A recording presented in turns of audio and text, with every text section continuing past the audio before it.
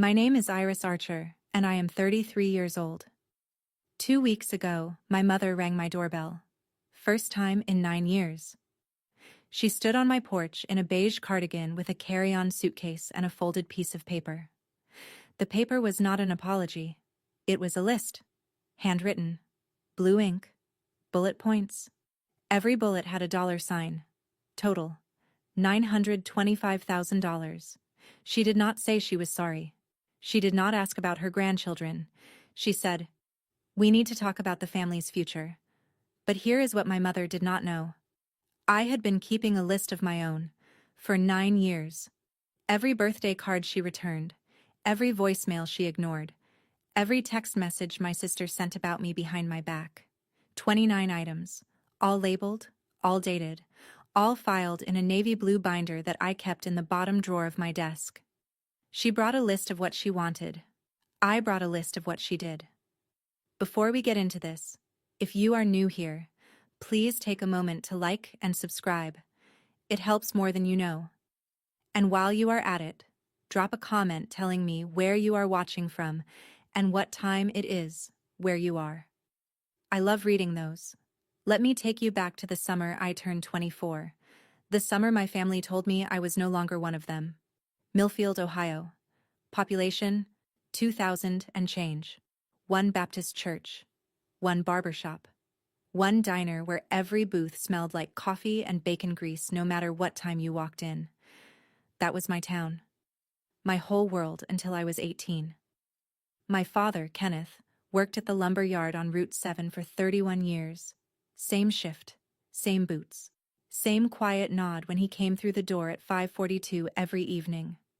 My mother, Diane, ran the household and the church women's committee with equal precision.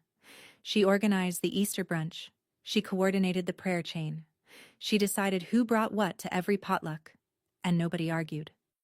My sister Paige was 4 years younger and everything I was not. Loud, confident. The kind of girl who got voted homecoming queen and acted surprised. Mom adored her. Dad called her Sunshine. I was the quiet one, the one who did the dishes without being asked, and scored perfect on every math test and never got a party for either. I do not say this with bitterness. I say it because you need to understand the math. In our family, love was a budget, and Paige was the line item that always got funded first. When I was 18, I got a scholarship to Ohio State. Full ride. I was the first Archer to go to college. Mom packed my suitcase and slipped a card inside, the kind with flowers on the front and her handwriting on the back. "Come home soon. You belong here." I kept that card for 15 years. It is still in my desk drawer, right next to the navy binder. The card was the last kind thing she ever wrote me. I met Marcus Ellison in advanced statistics, spring semester of my junior year. He sat 2 rows ahead of me and solved regression problems like he was reading a grocery list. Calm, methodical, never rushed. He was an engineering major, computer science minor, on a partial scholarship from Cleveland. His mother, Cora, was a retired school librarian. His father, white, from the suburbs, left when Marcus was 4. Cora raised him alone. She worked 2 jobs until Marcus turned 16, and then she worked 1 job and volunteered at 3. Marcus was biracial. He had his mother's eyes and his father's jawline, and this way of listening that made you feel like everything you said actually mattered. Our first date was at a taco truck near campus. He paid with crumpled singles. I paid with quarters. We split a horchata and talked until the truck closed. He told me he wanted to build something. He did not know what yet, but something that solved a real problem. I told him I wanted a job where the numbers meant something. He said, "Then, we are in the right field." We dated for 3 years before he proposed. 3 quiet, steady, unremarkable years. He met my parents twice. The first time, Mom smiled too wide and called him Michael instead of Marcus. The second time, she called him Marcus, but did not look at him when she said it. Both times, Dad shook his hand and said almost nothing. I told myself it was nerves, small-town people. They just needed time. Paige was the honest one. At Thanksgiving, she leaned over and whispered, "He is nice. But Mom is never going to be okay with this. You know that, right?" I did not know that. Not yet. Marcus proposed on a Tuesday. No ring at first, just a conversation at our kitchen table in our tiny apartment near campus.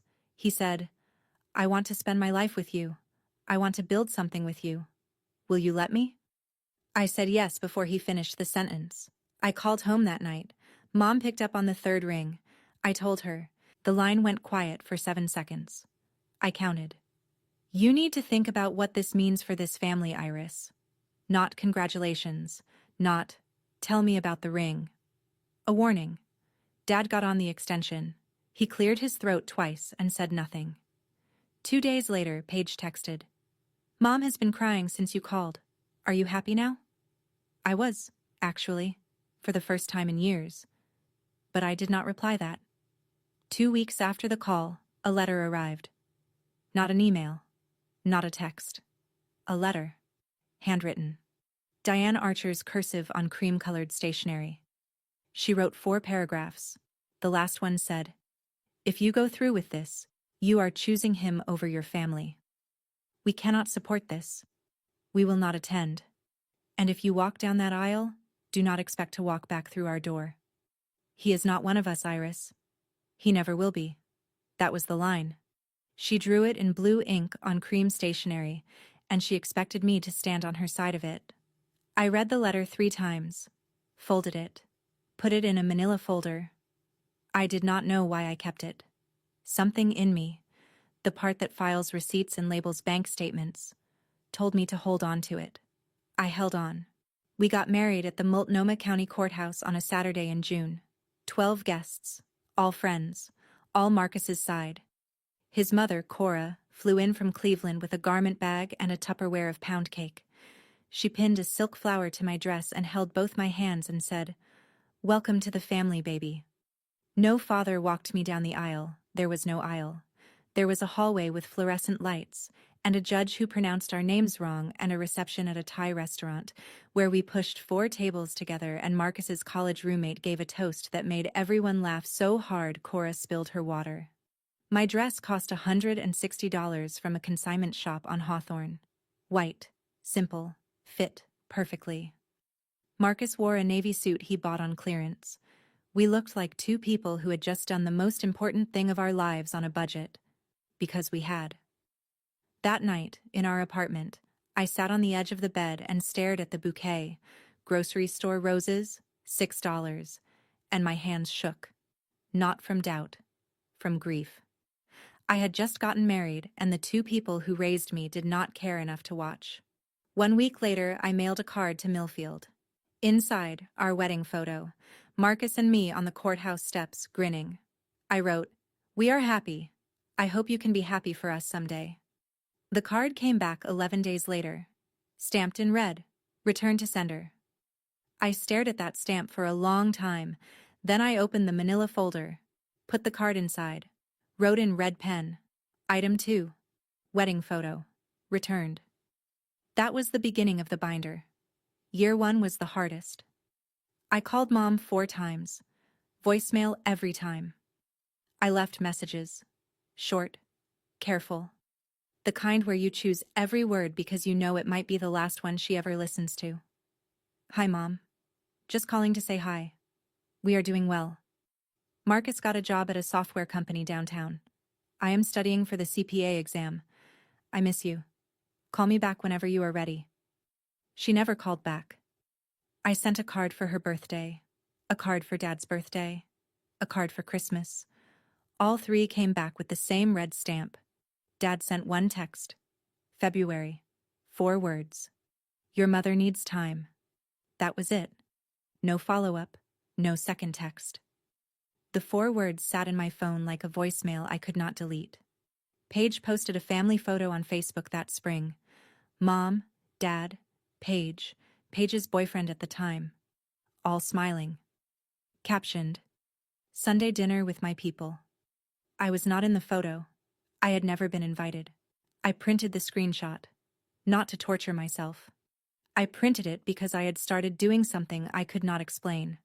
Filing things. Every returned card, every unanswered call log, every piece of evidence that my family had decided I no longer existed. I put them in the manila folder, and by March, the folder was thick enough that I transferred everything into a binder. Navy blue, 3-ring, tabs. He is not one of us. Her voice played in my head at strange moments. In the grocery store, at the dentist, at 2 in the morning when Marcus was asleep, and the apartment was dark. I wanted the words to stop hurting. They did not stop. But they got quieter.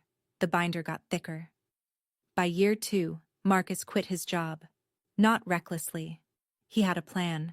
For 6 months, he had been building a prototype on nights and weekends, a compliance platform for small businesses, the kind of software that made SEC filings and financial audits less painful for companies that could not afford a legal team. He knew compliance. I knew finance. Between the two of us, we understood the exact problem nobody else wanted to solve: making regulatory paperwork manageable for companies with fewer than 50 employees. He set up a desk in our garage, 2 monitors, a space heater, and a whiteboard he bought at Goodwill for $12. I came home from my analyst job every evening, heated up leftover soup, and sat next to him reviewing financial models until midnight. I built the pricing structure. I wrote the compliance checklists. I tested every module against real SEC guidelines. Marcus built the engine. I built the dashboard. Neither of us slept enough. Compliance Core launched 7 months later with 4 customers and a free trial that crashed twice on the first day. That year, I also did something else. I upgraded the binder. The manila folder was overflowing. Returned cards, voicemail transcripts, 1 Facebook screenshot, and the original ultimatum letter on cream stationery. I bought a proper binder. Navy blue, 3-ring, dividers for each year. Red pen labels on every item. Tab 1, Year 1, 7 items. I was not building a case. I was not planning revenge. I was doing what I had always done: keeping records. Because I was a financial analyst, and financial analysts do not throw away documentation. Ever. But I did start numbering the items. And I did start writing the date on each one. Because numbers do not lie. And neither would I. Liam and Sophie arrived on a Wednesday morning in November. 6 pounds each. Identical dark curls. Sophie screamed for 4 hours straight. Liam slept through all of it. Marcus cried. I had never seen him cry before. He held Sophie in his left arm and Liam in his right, and stood by the hospital window and said, "They are going to know they are loved. Every single day." Cora flew in the next morning. She stayed 2 weeks. She cooked. She cleaned. She rocked Liam at 3 in the morning while I fed Sophie. She brought a blanket she had crocheted, yellow and white, soft enough to make you cry, and a silver bracelet for each baby, engraved with their birthdays. That was what a grandmother looked like. I had sent Diane the ultrasound photos 5 months earlier. Returned. I sent birth announcements. 2 cards, 1 for each twin. Returned. I sent photos. Liam sleeping on Marcus's chest, Sophie gripping my finger. Returned. 3 items added to the binder. Items 13, 14, 15. Paige texted someone we both knew from high school. The mutual friend screenshotted it and sent it to me without comment. Paige's text read, "Her children don't have real grandparents. That is what she chose." I sat in the nursery with that text on my screen for 11 minutes. Sophie was asleep in the crib. Liam was in my arms. I could hear Cora in the kitchen, humming something low and sweet while she washed bottles. My children had a grandmother. Her name was Cora Ellison, and she flew from Cleveland every 6 weeks and never once missed a birthday. I printed Paige's text, filed it. Item 16, red pen, dated. By year 4, the binder had 19 items. I want to be clear about something. I did not keep that binder out of spite. I did not flip through it at night, fueling some fantasy of confrontation. Most weeks, I forgot it existed. It sat in the bottom drawer of my desk, behind tax folders and old insurance documents, collecting dust. But every time something arrived, a returned card, a forwarded screenshot, a voicemail transcript I saved because deleting it felt like erasing proof, I filed it. Same process. Print. Label. Date. Red pen. Tab. Marcus asked me once, "Why do you keep all of that?" I told him the truth. Because someday, when the kids are old enough, they might ask why they do not have grandparents on my side. And I want them to have facts. Not my version, not her version. The receipts. He nodded. He understood receipts. He was an engineer. Engineers keep build logs. By then, Compliance Corps had 11 employees. We had moved out of the garage into a real office in the Pearl District. Marcus worked 60 hours a week. I worked 40 at my firm and 20 more on Compliance Corps' books. We hired a part-time nanny for the twins. We ate dinner together every night at 6:30, non-negotiable. The silence from Ohio had become a fact of life, like weather. Some days I noticed it. Most days I did not. Cora visited every 6 weeks. The twins called her Grammy. She taught Liam how to make grilled cheese. She taught Sophie the names of every bird in the backyard. I did not know it then, but that binder would become the most important document in my life. More important than my degree. More important than our marriage certificate. More important than the IPO filing I would sign 5 years later. Year 5, 15 employees. A real office with a sign on the door and a conference room with a whiteboard that was not from Goodwill. Compliance Corps was growing. Not fast, not flashy, but steady. The kind of growth that does not make headlines but pays salaries and keeps the lights on. Marcus still coded. He refused to become the kind of CEO who stopped building the product. Most mornings he was at his desk by 6:30, headphones on, deep in architecture problems that I did not pretend to understand. I handled everything else: cash flow, vendor contracts, quarterly projections.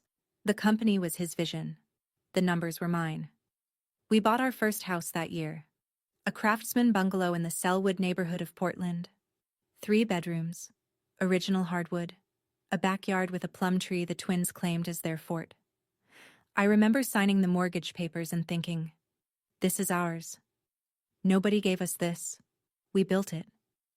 Liam started kindergarten. Sophie started kindergarten. They rode the same bus and sat in the same row and argued about who got the window seat. Normal. Beautifully, painfully normal. On a Tuesday night in October, I made the mistake of checking Facebook. Diane had posted a family photo from what looked like a Thanksgiving preview dinner.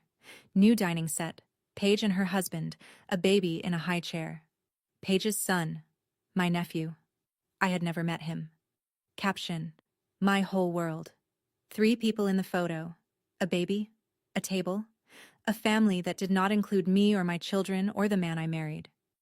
I closed the app, went to bed. Did not cry. I had stopped crying about Diana Archer somewhere around year 3. Some wounds do not heal. They just go numb. Paige got married in year 6. I learned about it from Instagram. The photos were beautiful. White church. The same Baptist church where I got baptized at 12. 200 guests. Paige in a cathedral-length veil. Mom in lavender. Dad in a new suit I had never seen before. The reception had a live band, a 5-tier cake, and a sparkler send-off that looked like a movie. They did not invite me. They did not tell me. I found out 4 days after the wedding when a friend from high school posted a group shot with the caption, "Best wedding of the year." I zoomed in. My parents were in the second row, smiling, arms around each other. Dad looked thinner. Mom looked exactly the same. I stared at that photo for a long time, not because I was jealous of the wedding. I had my wedding. 12 people, Thai food, a $160 dress, and the best man I have ever known. I stared because they looked happy. And they looked happy without me. I did something I probably should not have done. I ordered a set of handmade linen napkins from a shop in Portland. Ivory, monogrammed with Paige's new initials. I wrote a card. "Congratulations on your wedding. I wish you and your husband every happiness. Love, Iris." The package came back 3 weeks later. Unopened. I could see the tape was untouched. Item 17. Gift return. Paige's wedding. Red pen. Dated. I put the binder back in the drawer. Closed it. sat at my desk and listened to Sophie singing in the bath and Liam arguing with Marcus about whether dinosaurs could swim. That was my family. Right there. In the next room. And they were enough. Year 7 changed the trajectory. Compliance Corps landed its Series B, $12 million from a venture capital firm in San Francisco. I remember the phone call. Marcus was in the kitchen making pancakes for the twins. His phone rang. He listened, nodded, hung up, turned to me and said, "They said yes." I did the math before the pancakes were done. 12 million in funding. Post-money valuation of 68 million. Marcus and I still held 22%. We were not rich. Not yet. But the numbers were heading somewhere I had only ever modeled in spreadsheets. I left my analyst job that month and joined Compliance Corps full-time as CFO. It was the first time my name was on the company paperwork next to his. We were partners. In everything. We moved to a bigger house. A 4-bedroom colonial in Lake Oswego, 15 minutes south of Portland. Good schools. Quiet neighborhood. A kitchen with an island where the twins did homework while I reviewed quarterly reports on the other end. The Series B made a small splash in the press. TechCrunch ran a 4-paragraph piece. 2 fintech newsletters mentioned it. Nothing major. The kind of coverage that people in the industry noticed and everyone else scrolled past. But someone in Millfield, Ohio did not scroll past. 2 weeks after the TechCrunch article, a friend from high school texted me, "Hey, kind of random, but your mom asked me about your husband's company at church on Sunday. She wanted to know what Series B meant. Just thought you should know." I read that text 3 times. Mom had not spoken my name in 7 years. She did not know what Series B meant. But she wanted to. The math was changing. And Diane Archer was paying attention. That same year, I sent what I knew would be my last birthday card. I had sent one every year. 7 straight years, 7 returned. Each one filed, each one labeled. But this time, I tucked something extra inside. A photo of Liam and Sophie at their school's fall festival. Matching flannels. Face paint. Liam was missing his 2 front teeth. Sophie was grinning so wide her eyes were almost shut. On the back of the photo, I wrote, "They ask about you sometimes. I tell them you live far away." I sealed the envelope, mailed it, expected the usual. Red stamp, 11 days, back in the mailbox. It came back in 9 days. But something was different.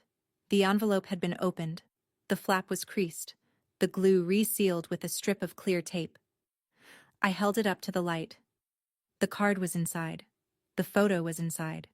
But someone had taken them out, looked at them, and put them back. Carefully. Deliberately. Then sent it back. I sat at the kitchen table and turned that envelope over in my hands for a long time. Someone in that house, Dad, I was almost certain, had opened the card, had looked at his grandchildren's faces, had held the photo, and then someone else, Mom, I was certain, had made him put it back and return it. He wanted to keep it. She would not let him. Item 23. Birthday card. Opened and resealed. Photo viewed. Still returned. I wrote the label with a steadier hand than I expected. Because I had suspected for years that Dad was not the architect of this silence. He was the enforcer. Mom was the architect. And the blueprint was simple. If she could not control who I loved, she would erase me from the family entirely. Year 8. Compliance Corps was growing faster than either of us expected. 80 employees, offices in Portland and Austin, a partnership with 2 of the largest accounting firms in the Pacific Northwest. Marcus was on the cover of a regional business magazine, small print run, local distribution, but his face was on a glossy cover with the headline, "The Quiet Disruptor." I noticed strange activity on my LinkedIn that month. Someone from Millfield, Ohio had viewed my profile 3 times in 1 week. No name visible, a private browser or a burner account. But the location was right there. Millfield, Ohio. Then Forbes ran its annual Companies to Watch list. Compliance Corps made it. Number 47 out of 50. Small mention. 2 sentences. But it was Forbes. I did not think much about the LinkedIn views until a few weeks later, when Marcus was invited to guest on a fintech podcast. The episode was 45 minutes, mostly technical. Compliance automation, API integrations, federal reporting standards. Not exactly viral content. But 3 days after it aired, my old friend from Ohio texted again. "Your mom told Linda at church that she always knew Marcus was smart." Direct quote. Linda said Diane sounded proud. "First time she has mentioned your name in years. Always knew Marcus was smart. 7 years of silence, and now she always knew." I did not add that to the binder. It was not a document. It was hearsay. But I wrote it on a post-it and stuck it to the inside cover because I wanted to remember the moment Diane Archer started rewriting history. She was not proud of Marcus. She was not even sorry. She was recalculating. The numbers were getting bigger. And my mother was an accountant of a different kind. The group chat arrived on a Monday. My friend from Ohio, Tess, the one who kept me in the loop about church gossip, called me at 7 in the evening. She sounded rattled. "Iris. Paige accidentally added me to a family group chat. I think she meant to add someone else with a similar number. I was in it for 3 days before they noticed and removed me. I took screenshots." She sent them. 7 screenshots. 3 days of unfiltered Archer family conversation. I read them in the parking lot of Liam's soccer practice. Paige. "His company was valued at $68 million last round. I have been tracking the funding filings. If they IPO, we are looking at $300 million minimum." Diane. "How do we approach this? She will not listen to me." Kenneth. "Maybe I should call first. Feel her out." Diane. "No, I need to go in person, with a plan. A real plan." Paige. "Make a list. Be specific about what we need. She is a numbers person. She will respond to numbers." Diane. "How much should we ask for?" Paige. "Start with the mortgage, then medical, then retirement. College for my son. Monthly support. Layer it. Make it look like family investment, not a request." Kenneth. "This does not feel right." Diane. "Kenneth, she has more money than this entire town. She can afford to help her family." Kenneth did not reply after that. I sat in my car with the engine off. The dashboard clock read 7:22. Through the windshield, I could see Liam running across the field, chasing a ball twice the size of his head. My hands were shaking. Not from sadness. From clarity. 9 years of silence. 9 years of returned birthday cards and ignored grandchildren and a cream-colored letter that said, "Do not walk back through our door." And now that the numbers had changed, they wanted to approach with a plan. I drove home, printed the screenshots, filed them. Item 26. Family group chat. Financial tracking. Reconnaissance confirmed. If this story is hitting close to home, if you have ever had someone cut you off and come running back when the numbers changed, drop a comment. Tell me, because I think more of us carry this than we admit. And while you are here, subscribe if you have not yet. I told Marcus that night after the kids were asleep. I showed him the screenshots. He read them once, slowly, the way he reads code, line by line, looking for bugs. When he finished, he set the phone on the counter and stared at the wall for a long time. "What do you want to do?" "Nothing. Yet. But I want to be ready." He nodded. That was Marcus. He did not tell me what to feel. He did not suggest we ignore it or confront it or anything in between. He asked what I wanted, and then he stood next to me while I figured it out. The next morning, I called a family attorney. Not to sue. Not to file anything. I wanted to understand our position. What were our rights if Diane showed up? Could she make any legal claim to our assets? To the children? The attorney, a woman named Grace, mid-50s, no nonsense, walked me through it in 20 minutes. No, Diane had no legal standing. Our trusts were structured to protect the children's assets. No grandparent visitation rights in Oregon without an existing relationship, and 9 years of documented estrangement made any claim laughable. I thanked Grace, hung up, went to work. But I also did something else that week. I drafted a letter. Did not send it. Just wrote it out. Longhand at the kitchen table after midnight. In it, I listed every item in the binder. Every date. Every returned card. Every ignored call. Every screenshot. 26 items. Dated. Documented. Ready. Year 9. The IPO conversation started in January. Investment bankers flew to Portland. We had 3 rounds of meetings in our conference room. The one with the whiteboard that was still from Goodwill, though nobody needed to know that. They reviewed our financials, our growth projections, our customer retention rate. They used words like roadshow and pricing range and lockup period. Marcus handled the product pitch. I handled the numbers. Every slide, every projection, every risk disclosure. My name was on it. CFO, co-founder, the person who signed off on every SEC filing before it left the building. The process took 7 months. 7 months of due diligence, legal review, investor meetings. Marcus barely slept. I barely ate. The twins started noticing. Liam asked why Dad kept talking to his laptop at dinner, and Sophie drew a picture of me at my desk with a speech bubble that said, "One more email." In August, our attorney finalized the trust structure for Liam and Sophie. 2 irrevocable trusts, funded, protected. Nobody, not Diane, not Kenneth, not Paige, not any future version of any Archer who showed up with a list, could touch $1. I signed the trust documents on a Tuesday afternoon in a corner office overlooking the Willamette River. The attorney asked if I had any questions. I had one. If a family member attempts to claim access to these funds, what happens? Nothing, she said. That is the point. I went home, made dinner, helped Sophie with long division, put the trust documents in the fire safe under our bed. Then I noticed something odd. For the first time in months, no one from Millfield had viewed my LinkedIn. No texts from Tess about church gossip. No digital footprints at all. Quiet. The dangerous kind.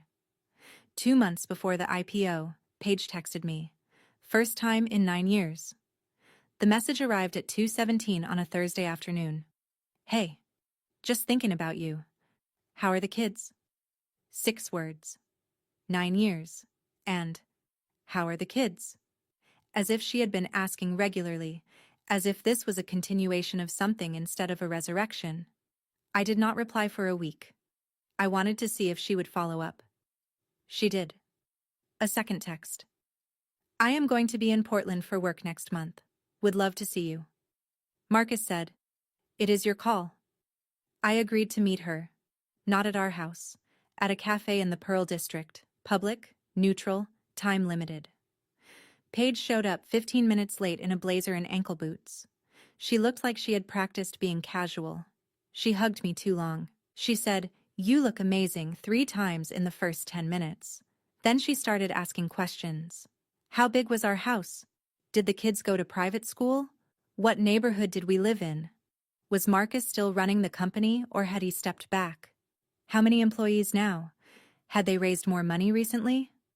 32 questions. I counted. None of them were, "I am sorry." Halfway through our lattes, I noticed something in the reflection of the cafe window. Paige had her phone angled toward the parking lot.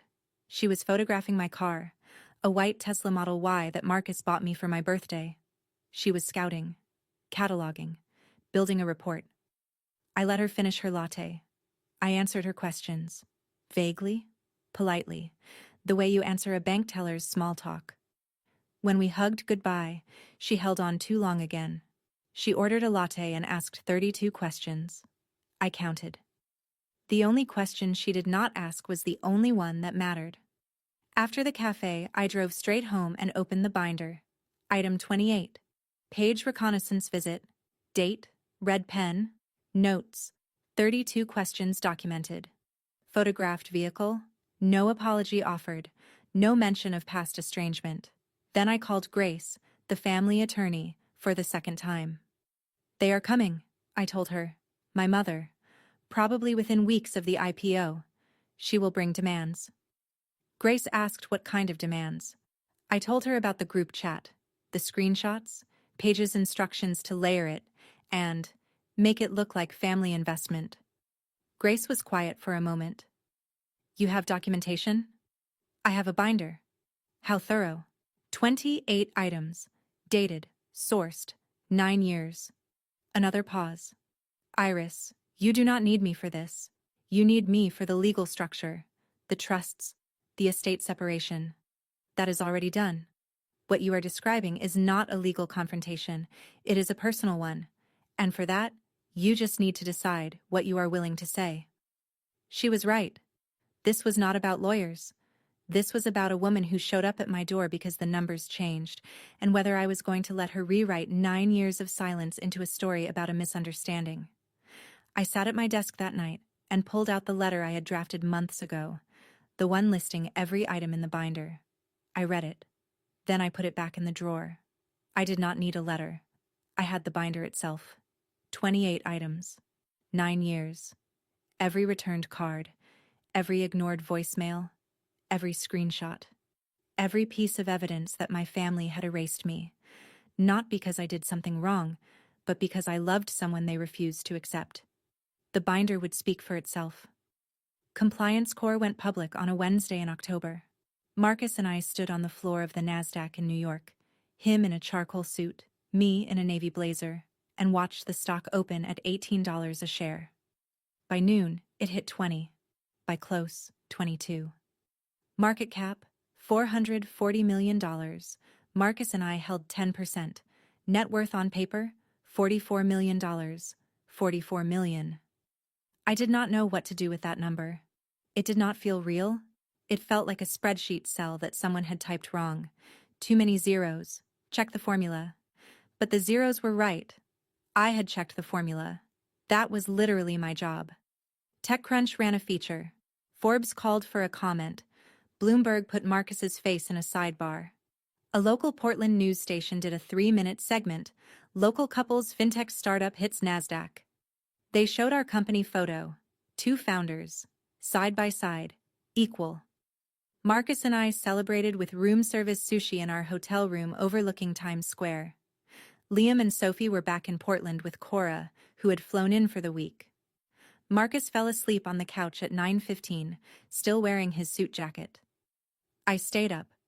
Not because of the IPO, because of what I knew was coming next. I checked my phone. 5 missed calls. Area code 740. Millfield, Ohio. 3 calls from a number I did not recognize. 1 from Kenneth. 1 from Diane. I did not call back. I set the phone face down on the nightstand and stared at the ceiling. 9 years. $44 million. And suddenly, Iris Archer was worth knowing again.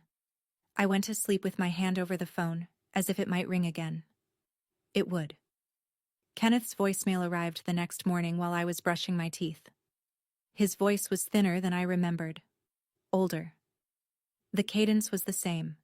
Slow, careful, a man who measured words like lumber. But something underneath had shifted. There was a crack in it. Baby girl, I saw you on the news. You and Marcus on the stock exchange floor. I did not know what to say, so I am calling. I am proud of you. I have always been. A long pause. Breathing. Your mother wants to talk. She has things she wants to discuss. Please call her back when you can. I love you, Iris. I played it 3 times. Baby girl. He had not called me that since I was 14. And I am proud of you. 4 words I had waited a decade to hear. But then I rewound. Listened again. Listened to the structure of it. He called after the IPO. Not after the wedding. Not after the twins were born. Not after any of the 7 birthday cards or the ultrasound photos or the birth announcements. After the IPO. He was proud of me on paper. He had always been proud of me on paper. What he had never been was brave enough to pick up the phone when there were no millions attached to the call. He is not one of us, Iris. He never will be. I heard Mom's voice, but it was Dad who enforced the silence. He could have called any day, any year. He chose this one, the one with 44 million reasons to reconnect. I saved the voicemail. I did not add it to the binder. It was too sad for the binder. Instead, I sat on the hotel bathroom floor and let myself feel it. All of it. For about 4 minutes. Then I got up and packed my suitcase. We had a flight to catch. Diane's text arrived 2 days after we got home from New York. It was long, carefully composed. No typos, no autocorrect errors, no casual abbreviations. This was a draft. She had written it, edited it, probably read it aloud to herself in the mirror. Iris, I know we have lost time. I think about you and the children every day. Life is short, and I have learned that some things matter more than the differences that divide us. I would like to talk about the future, about the children, about what it means to be a family. There are things that families should share. I believe we can find a way forward if you are willing. I read it twice, counted the words. 63, carefully chosen. And not one of them was sorry. Not one of them was, I was wrong. Not one of them acknowledged that she had disowned me for marrying a man whose skin was a different shade than hers. Not one of them mentioned the returned birthday cards, the ignored grandchildren, the 9 years of weaponized silence. She wrote, "The differences that divide us," as if our estrangement was a philosophical disagreement instead of a woman who told her daughter, "He is not one of us," and returned 7 years of birthday cards unopened. I did not reply. I screenshotted the text, printed it, opened the binder. Item 29. First text from Diane in 9 years. 63 words. 0 apology. Red pen. Dated. I closed the binder, put it back in the bottom drawer, sat at my desk and looked at the framed photo next to my monitor. Marcus and me and the twins at Cannon Beach. All 4 of us squinting into the sun, Liam on Marcus's shoulders, Sophie holding my hand. That was my answer. Right there, in the frame. Tess called on a Friday. Paige is telling everyone that she visited you in Portland. She is saying you live in a mansion. Her words. She is telling people Marcus struck gold and that you drive a Tesla, and the kids go to a private school.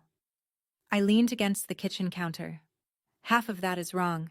It is not a mansion, and the kids go to public school. Iris, that is not the point. Your mom is planning a trip. Paige told Linda at the salon that Diane is going to Portland next week. She is packing a suitcase. I closed my eyes. I know. How? Because Paige counted every room in that cafe and photographed my car. Silence on the other end. Then, what are you going to do? I am going to open the door. Tess sounded surprised. You are going to let her in? I am going to let her talk. And then I am going to show her what I have been keeping in the bottom drawer of my desk for 9 years. I hung up and stood in my kitchen, the kitchen with the island where Sophie did homework, and Liam built Lego towers, and Marcus made pancakes on Sunday mornings. Cora's photo was on the fridge, next to the twins' field trip picture. Grammy Cora. The only grandmother they had ever known. Diane was coming. I had known it since the group chat. Since the Series B, since the LinkedIn views and the church gossip and Paige's 32 questions at the cafe. The numbers had changed, and Diane Archer was coming to collect. But I was not the same girl who left Millfield at 18 with a scholarship and a mother's card that said, "Come home soon." I was a CFO, a mother, a woman with a binder, and I was ready. The irony was not lost on me. In Millfield, news traveled through the Baptist church the way water traveled through limestone, slowly, everywhere, impossible to stop. When I married Marcus, the Whisper Network had done its work in 48 hours. Diane Archer's daughter married someone who was not like us. The women on the prayer chain clucked their tongues. The men at the diner shook their heads. And Diane had used that social pressure like a weapon. She disowned me partly because she could not bear the whispers. Now the whispers had reversed. Tess told me. Linda at the salon told Tess. The church organist told Linda. Iris Archer's husband was on NASDAQ. Iris Archer was a CFO. Iris Archer was worth $44 million. And Diane Archer, the woman who ran the Easter brunch and coordinated the prayer chain, had disowned her own daughter 9 years ago for marrying him. People were not whispering anymore. They were asking questions. To Diane's face. You must be so proud. When did you last visit the grandkids? Are you going out to Portland for the holidays? And Diane had to smile through every single one. Because admitting the truth, that she had cut off her firstborn for loving someone she refused to accept, would destroy the carefully curated image she had spent a decade building. The same town that let her cut me off was now asking her why. Diane could not tell them she was estranged from her daughter without admitting she was the one who drew the line, and she could not pretend everything was fine without someone inevitably asking, "Then where was Iris at Christmas?" The pressure was flipping, and Diane Archer, the woman who wielded social pressure like a scalpel, was now the one being cut. She arrived on a Tuesday at 10:14 in the morning. I know the exact time because I was standing at the kitchen window, drying a mug, and I watched the taxi pull up. She got out slowly. Beige cardigan, black slacks, the same pearl studs she had worn to church every Sunday since I was a girl. A carry-on suitcase, small, worn at the corners. She stood on the sidewalk for a full 30 seconds before she walked up the path. I watched her look at the house, the craftsman details, the porch swing, the garden beds Marcus had planted in the spring. She took it in the way a real estate appraiser would, evaluating. The doorbell rang. I opened the door. We stood 3 feet apart. She looked older, more gray in her hair, lines around her mouth that had not been there 9 years ago. Her eyes, the same shade of green as mine, were already damp. Iris. Mom. A silence. 4 seconds. I came to talk about the children's future. Not, I came because I missed you. Not, I came because I was wrong. Not even, I came because I love you. I came to talk about the children's future. The children she had never met. The children whose photos she returned in sealed envelopes. The children Paige said did not have real grandparents. I looked at the suitcase, looked at the folded piece of paper in her right hand. Come in. I did not lead her to the living room. I led her to the kitchen. The kitchen had a table. It had good light. It had the fridge with Cora's photo and the twins' artwork, and a world map where Sophie marked every country she wanted to visit someday. The kitchen was where truth lived in this house, and truth was what we were about to have. She sat at the table. I poured 2 glasses of water. No coffee. Coffee was for people who were staying. She looked around the kitchen. Her eyes landed on the fridge, on Cora's photo, Grammy Cora holding Liam and Sophie on her lap at the beach, all 3 of them laughing. Diane stared at it for 5 seconds. Something crossed her face. I could not tell if it was guilt or jealousy. Then she unfolded the paper. Her handwriting. Blue ink. 5 bullet points. Each one neat, deliberate. The product of what must have been hours of calculation. She read them aloud. Retirement fund for your father and me. $500,000. I said nothing. College fund for Paige's son Thomas. $200,000. Nothing. Medical expenses. Your father's knee surgery. $45,000. Nothing. Mortgage payoff. The family home. $180,000. Nothing. Monthly support. $3,000. She folded the paper, placed it on the table between us, looked at me. This is what families do, Iris. Your father worked his whole life. He sacrificed for you, for both of you. It is time to give back. I stared at the list. $925,000. Itemized, calculated, presented like an invoice. Not once during the reading did she mention my name with the word sorry.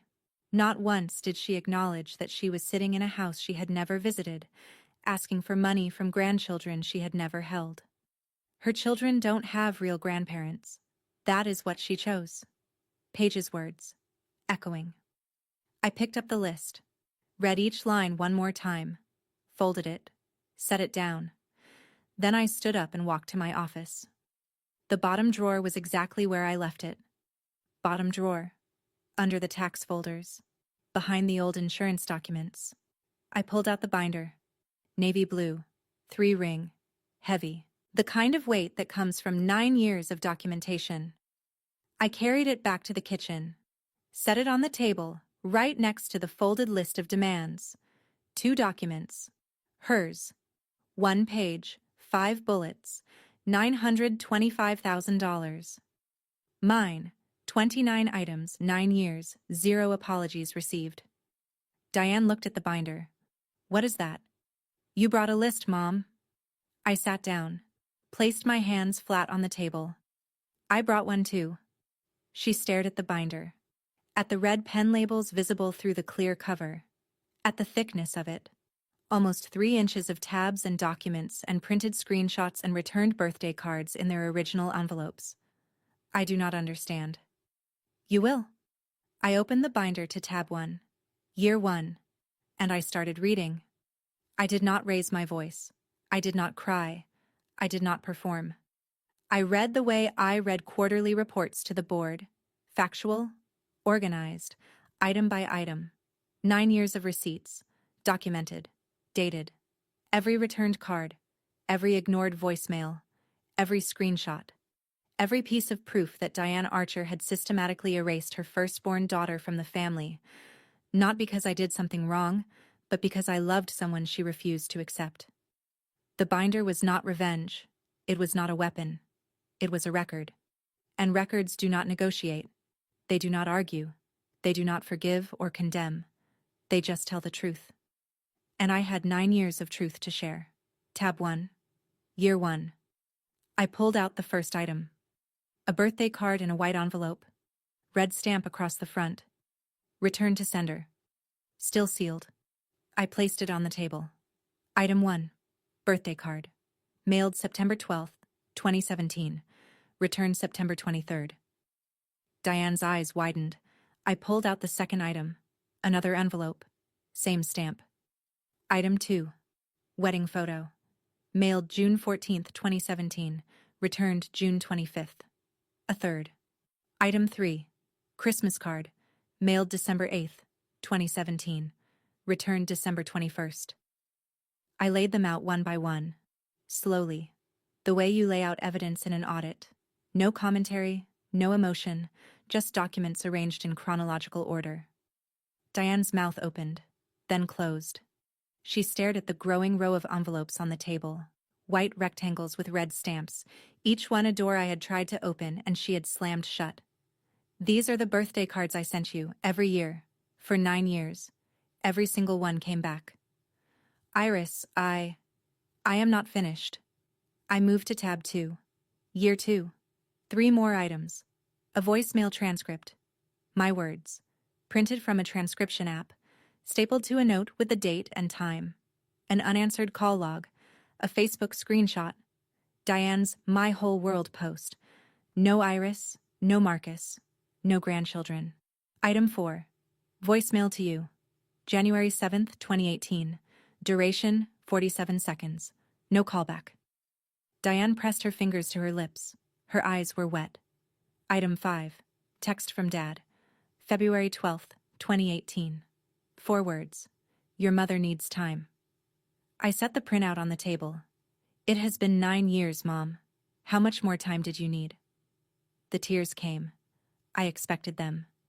Diane covered her face with both hands and made the sound I had heard 1,000 times growing up, the controlled, theatrical cry she used when she wanted sympathy without surrendering dignity. It was the same cry she used when Dad forgot their anniversary. The same cry she used when the church did not choose her casserole for the potluck finals. I was hurt, Iris. You chose him over us. You left. I did not leave. You told me not to come back. That is not... I was upset. People say things when they are upset. I flipped to tab 4. Year 4. Pulled out a printout. Item 16. Text from Paige to a mutual friend. Forwarded to me. March 9th, 2021. I read it aloud. Slowly. Her children don't have real grandparents. That is what she chose. Diane flinched. Paige did not mean... This is Paige's exact text, word for word. I flipped to the last tab. The screenshots. 7 pages. The group chat. Item 26. Family group chat. Screenshots provided by a mutual friend who was accidentally added. October 4th, 2025. I read Paige's message. Make a list. Be specific about what we need. She is a numbers person. She will respond to numbers. Then Diane's. She has more money than this entire town. She can afford to help her family. Diane's face changed. The theatrical tears dried up. Something harder surfaced. Something I recognized. The same expression she wore when Paige broke the good china and blamed it on the dog. Anger. Not guilt. Anger. You had no right to read that. I looked at her. Level. Steady. You had no right to return my children's photos. The kitchen went silent. I reached for one specific item. Tab 5. Year 7. The envelope was slightly different from the others. Same white paper. Same red stamp. But the flap was creased. The glue had been cut and resealed with a thin strip of clear tape. I held it up. Item 23. Birthday card. Year 7. Inside this card was a photo of Liam and Sophie at their school fall festival. On the back, I wrote, "They ask about you sometimes. I tell them you live far away." I set the envelope on the table. This card was opened. Someone looked at their photo, looked at their faces, then sealed it back up and sent it back. Diane's jaw tightened. Who opened it, Mom? Nothing. Dad opened it. He wanted to keep it. And you made him send it back. Diane's hands were flat on the table now. Her eyes were on the envelope, on the tape. She whispered something so quiet I almost missed it. I was afraid. I waited. If I let him keep it, if I let any of it in, I would have had to admit I was wrong, that I lost 9 years for nothing, that I pushed away my grandchildren because I was too proud to. She stopped, swallowed. For 1 second, maybe 2. I saw something real in her face. Not performance, not manipulation, actual fear. The kind that lives under anger for so long it forgets how to come out any other way. Then it was gone. Her chin lifted, her posture stiffened. But you left us, Iris. You made your choice. The moment of honesty evaporated like steam off a coffee cup, gone before I could hold it. I placed Diane's list of demands on the left side of the table. I placed the binder on the right. 2 documents, side by side. Your list. $925,000. 5 bullet points. No apology. I tapped the binder. My list. 29 items. 9 years of silence. 9 years of returned birthday cards and ignored grandchildren and a daughter you erased because she married the wrong man. Diane's nostrils flared. I did not erase. You told the church I abandoned you. You told Paige to tell our friends that my children did not have real grandparents. You tracked my husband's company for months and came to my door with an itemized invoice. I closed the binder. The metal rings clicked shut. You did not come here because you missed me, Mom. You came here because the numbers changed. Diane stood up. The chair scraped against the tile. After everything we did for you growing up, the food, the clothes, the school supplies, this is how you repay us? You raised me. That is not a debt. That is what parents do. We gave you everything. You gave me a card that said, "Come home soon." Then you told me not to come back. She had no answer for that. I could see her searching, scanning through her mental Rolodex of guilt trips and emotional leverage, and finding nothing that fit. You said he was not one of us. But for 9 years, his mother was the only grandmother my children had. The words hung in the kitchen like smoke. She heard them. I watched them land. She had nothing left to say. The garage door rumbled. Marcus walked into the kitchen through the laundry room, keys in one hand, laptop bag over his shoulder. He saw Diane. He saw the binder on the table. He saw me. He did not speak. He set his bag on the counter, walked to where I was sitting, put his hand on my shoulder, sat down next to me. That was it. No words, no confrontation, no dramatic entrance. Just a man sitting next to his wife because she needed him there. Diane looked at Marcus, the man she had refused to accept 9 years ago. He wore a flannel shirt and running shoes and a watch that cost less than her pearl studs. There was nothing flashy about him. Nothing that announced $44 million. He was just a man. A good man. A father. A husband. And he was right here, hand on my shoulder, saying everything without opening his mouth. Diane stared at his hand, at my shoulder, at the space between us that held no tension, no performance, no need for words. She understood. I did not need the Archer family. I had already built my own. I spoke quietly. The way you deliver a final number on a balance sheet. Factual, complete, no revision pending. Mom, I will not give you money. She opened her mouth. I continued. Not because I cannot afford it, because the moment I hand you a check, you will believe you were right to stay away until it was profitable to come back. You will tell yourself, and you will tell Paige, that this is what family does. That the silence was a misunderstanding, that the 9 years were just a rough patch. I picked up her list, held it out. They were not a rough patch. They were a choice. Your choice. Every returned card, every ignored voicemail, every photo of your grandchildren that you looked at and sent back. She did not take the list. It hung in the air between us. If you want to know your grandchildren, really know them, not as a line item on a financial plan, that starts with an apology. Not to me, to them. And it does not start today. It starts when you are ready to mean it. Diane took the list, picked up her suitcase, walked to the front door. She stopped, turned around, opened her mouth, closed it, walked out. The door clicked shut. Not a slam. A click. The sound of someone leaving who knew she had lost something she could not buy back. If someone showed up in your life only after the numbers changed, I need to hear your story. Drop it in the comments. And if this video reminded you that your worth is not a dollar amount, share it with someone who needs to hear that. 2 weeks passed. Marcus and I did not talk about Diane much. Not because we were avoiding it, because there was not much left to say. She had come with a list. I had shown her a binder. She had left without apologizing. The math was settled. The twins did not know she had visited. They were at school both times, the arrival and the departure. I preferred it that way. They would learn about Diane Archer when they were old enough to understand that some people only see you when the light is right. Kenneth called. Not on a weekend. On a Tuesday morning, 9:14, while I was reviewing a vendor contract at work. Iris, your mother told me what happened. I waited. I should have opened that door for you 9 years ago. I should have picked up the phone. I should have driven to Portland the day the twins were born. I should have done a lot of things. His voice cracked. I am sorry. Not because of the money. I do not want your money. I want to know my grandchildren.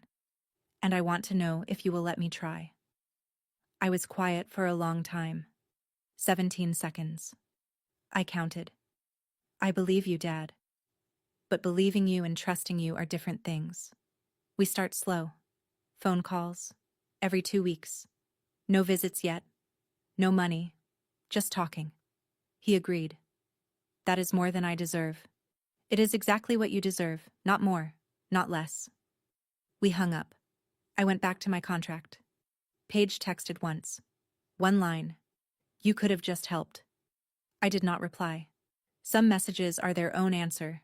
Diane did not call, did not text, did not write.